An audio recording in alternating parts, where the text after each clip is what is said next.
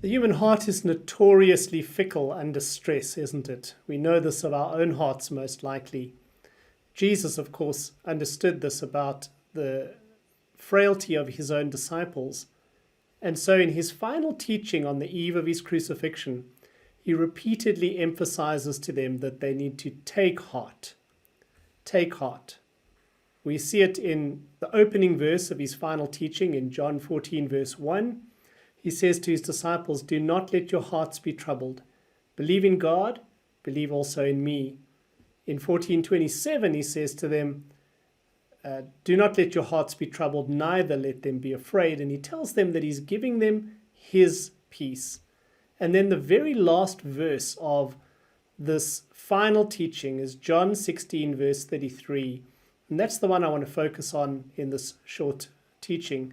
He tells them to take heart instead of losing heart. And of course, they were facing a major trial, so it would be very easy for their hearts and their courage to give out.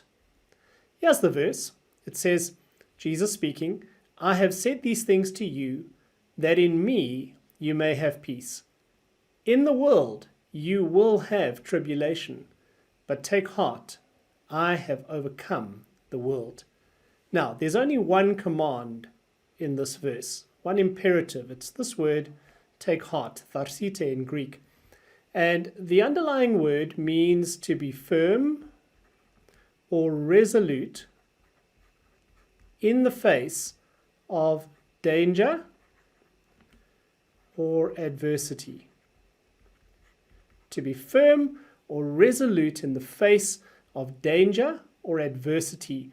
And so Jesus' final instruction, in a sense, to his disciples before the cross was this one, to take heart, be firm, be resolute in the face of danger and adversity, which of course was coming. Now, in the rest of the verse, we find three key points, which are the keys to remaining resolute and firm. We need to believe in three things. One, in Jesus' purpose. Two, in Jesus' prediction. And three, in Jesus' promise. So let's go and see how these unfold in the rest of the verse. He says, "I have said these things to you that." This word "that" is a purpose word. So what we are going to see here is Jesus' purpose for his disciples. "I've said these things to you," referring to his teachings over the previous 3 chapters, "so that in me you may have," what's his purpose for his disciples? It is, of course, peace. And in a Jewish framework, peace is more than the absence of conflict.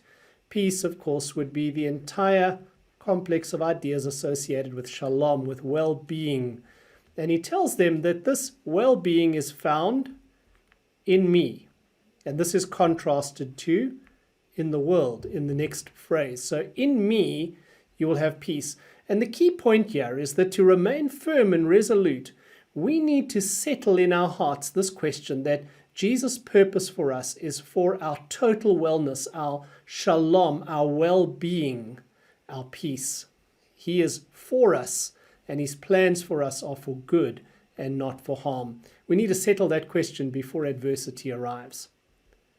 The next key point in this passage is that he says, "In the world," and this stands in contrast, of course, to "in me," "in the world you will have," and here's his prediction, "you will have trouble." So this is Jesus's prediction. What does he predict that we will have? Well, he says, as long as we live in this fallen, broken world, we will experience the fallenness and brokenness of the world, and therefore we will suffer and experience tribulation. The word for tribulation refers to outward distress, outward pressures that cause inward distress. So it's external circumstances that call us to feel distressed. And Jesus essentially says, brace yourself for the fact that as long as you're in this world, the world's broken and you're going to experience that brokenness, this brokenness that causes trouble and distress, outward trouble that causes inward distress. And the key point here is that Jesus doesn't promise He doesn't promise prosperity and immunity from trouble as if his people should expect to walk on cloud nine. He doesn't promise them the earth by making God their servant. He promises them this realistic expectation. And this is key to remaining resolute. When you expect that your walk in Christ should be one of never experiencing hardship, suffering, sickness, setbacks, death even in the community and in the people that you love. If that's your experience, disappointment is around the corner, because that is part and parcel of all of our lives and experiences. And lastly, Jesus says to them, so here's our command, take heart, and then he says, because I have overcome the world. And the key word here is this one, overcome. And it's ironic because in 12 hours from saying this, Jesus would be hanging on a Roman cross, experiencing an excruciating death. But he looks beyond the cross to the fact that for the joy set before him, he's going to endure the suffering. But through that suffering, he's going to bring many sons and daughters to glory. And his assurance to his disciples is that just as he passes through suffering in order to overcome and enter into glory, so we experience that same pathway, and we are guaranteed his victory. If we remain firm and resolute, Jesus' promise to us is that this peace that he speaks about, this peace that he wants us to have, will be realized because he has overcome on our behalf, and he grants us his ultimate final victory. So friends, yes, our hearts are notoriously fickle under distress, but Jesus teaches us that we can take heart instead of losing heart, even in the most adverse of circumstances. And he gives us 3 keys to do this. One is to settle in our hearts the purpose that he has for us. His purpose for us is peace, shalom, wellness. His plans are for our good and not for our harm. Secondly, we need to believe in his prediction that as long as we live in a fallen world, we will not be immune to its troubles.